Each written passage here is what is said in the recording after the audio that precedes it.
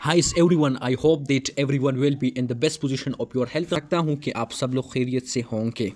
आज की इस वीडियो में हम जो है वो 12 बेसिक रूल्स ऑफ ग्रामर को डील करने वाले हैं। ये बहुत ज़रूरी है। अगर आपने 12 बेसिक रूल्स ऑफ ग्रामर को अच्छी तरह से अंडरस्टैंड किया तो आई होप कि आपको ग्रामर में कोई मसला नहीं होगा। बस आपने सिर्फ इसको अंडरस्टैंड करना है और वीडियो को अच्छी तरह से वॉच करना है। कोई भी पार्ट, कोई भी क्लिप आपने मिस नहीं करना है। अंडरस्टैंड।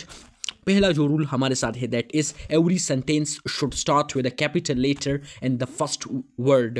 राइट, मतलब जो सेंटेंस आप स्टार्ट करने जा रहे हो वो उस सेंटेंस का पहला जो लेटर है आपने वो कैपिटल में लिखना है। ये ग्रामर का बहुत इंपॉर्टेंट रूल है और ये बहुत मैटर कर सकता है। तो आपने इस रूल को अच्छी तरह से अंडरस्टैंड करना है। दूसरा जो हमारे साथ ग्रामर का रूल है, कानून है, वो ये है कि every sentence should either end with a full stop or a question mark or an exclamation mark। मतलब ये है कि सेंटेंस का जो इख्तिताम होता है, एंड होता है, आपने सिर्फ सेंटेंस का जो है वहाँ पर या तो फुल स्टॉप लगाना है या question mark according to the sentence के मुताबिक आपने लगाया है कि अगर सेंटेंस में क्वेश्चन हो, अगर सवालिया हो तो फिर आपने क्वेश्चन मार्क लगाना है। अगर कोई भी एक्सक्लेम या फिर आपने एक्सक्लेमेशन मार्क को लगाना है।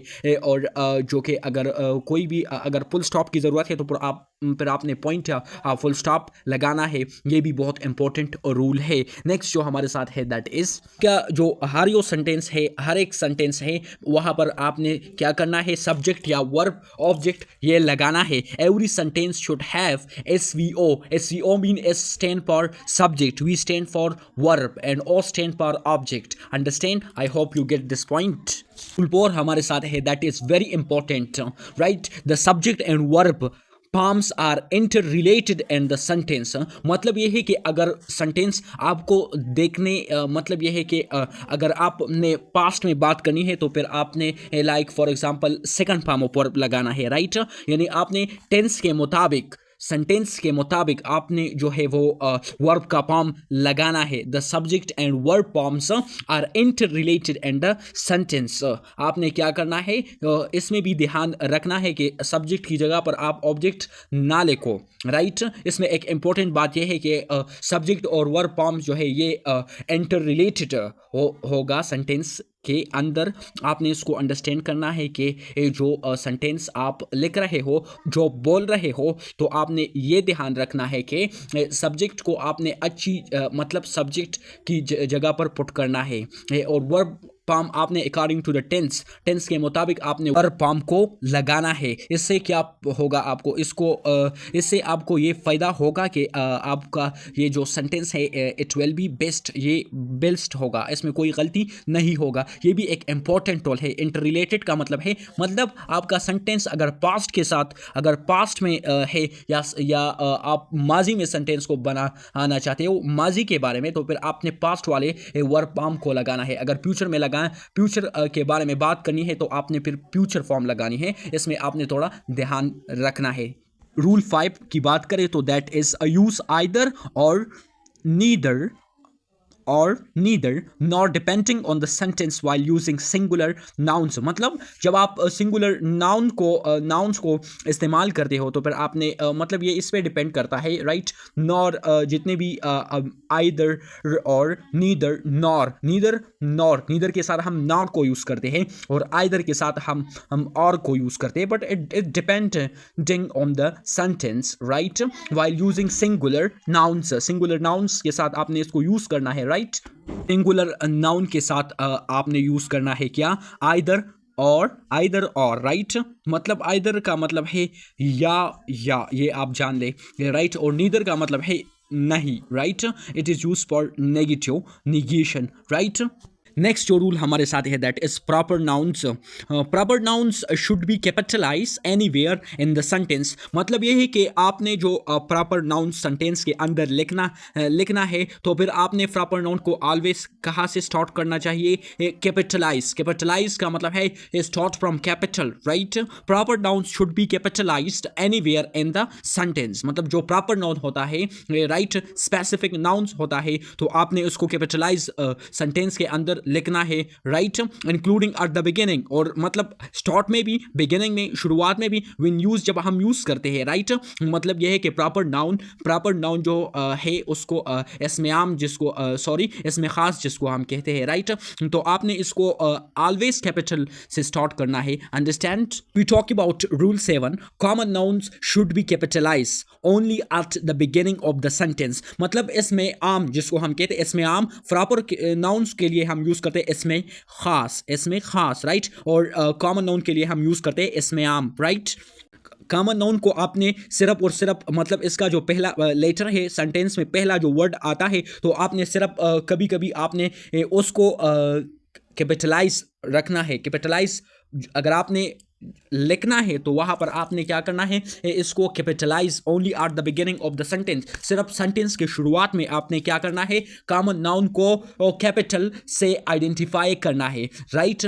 आपने इसको अंडरस्टैंड करनी है। प्रॉपर नाउन एनीवेयर, और ये डिफरेंस आपने अंडरस्टैंड करना है कि प्रॉपर नाउन के अंदर, प्रॉपर नाउन को आपने anywhere in the sentence should be capitalized and common noun जो है वो should be capitalized only at the beginning of the sentence। Sentence की शुरुआत में सिर्फ और सिर्फ ये क्या होगा, ये कैपिटलाइज होगा कॉमन नाउन, यानी इसमें आम और इसमें खास जो है ये सेंटेंस के कहीं भी एनीवेयर जहाँ भी हो वहाँ पर आपने सिर्फ इसको कैपिटलाइज लिखना है। ये भी एक इम्पॉर्टेंट रूल है।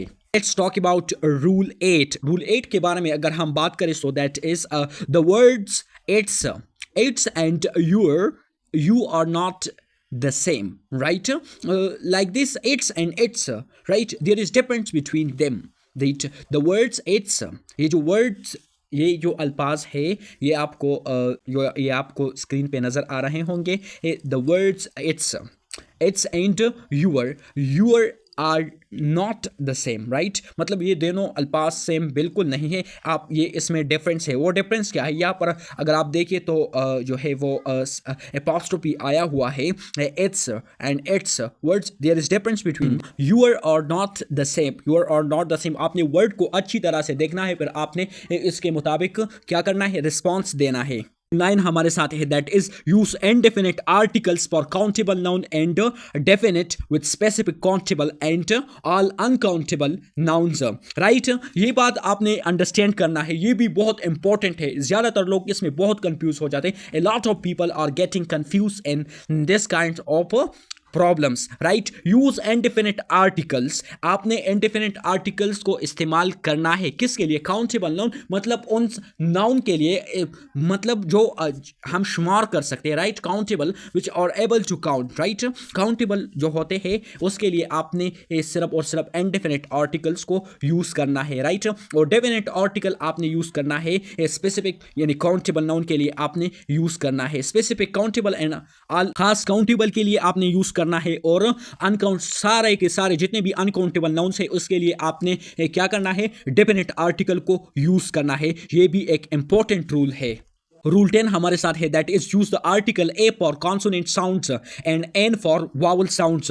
ये जो दो आर्टिकल्स आपको देखने को नजर मिल आते हैं, that is a and an. ये ए जो है ये हम कॉन्सोनेंट के लिए, कॉन्सोनेंट जो भी वर्ड के कॉन्सोनेंट साउंड है उसके लिए आपने क्या करना है, ए को यूज करना है, और जिस भी वर्ड की मतलब वावल साउंड है आपने उसके लिए एन को यूज करना है। ये तो इजली रूल है, ये तो बहुत इजी है। आई hope you get this point. Rule number second last 11, that is use apostrophe to show positions. आपने पोजिशन दिखाने के लिए क्या करना है, एपोस्ट्रोफी को यूज़ करना है। मतलब सेंटेंस में आपको जहाँ पर जो एपोस्ट्रोफी साइन नज़र आ रहे हैं तो apostrophe is use for ownership. ये हम किसके लिए, it shows, it always show what, ये हमेशा हमें क्या दिखाता है, पोजिशन दिखाता है। सेंटेंस के अंदर क्या दिखाता है, position, it shows position. Apostrophe shows ownership, right.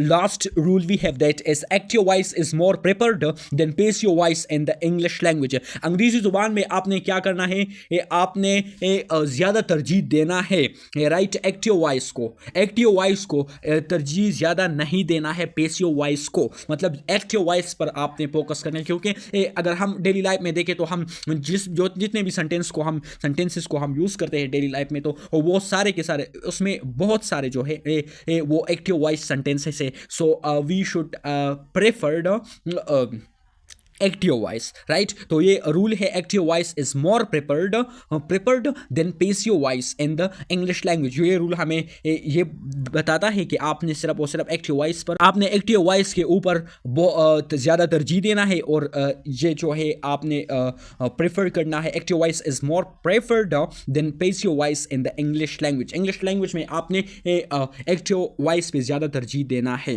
Right, क्योंकि इसमें ज़्यादातर सेंटेंसेस हम डेली लाइफ में बहुत यूज़ करते हैं। मतलब हम पेसिव वॉइस को भी यूज़ करते हैं, मतलब but some time, not every time, but we use every time active voice sentences, right.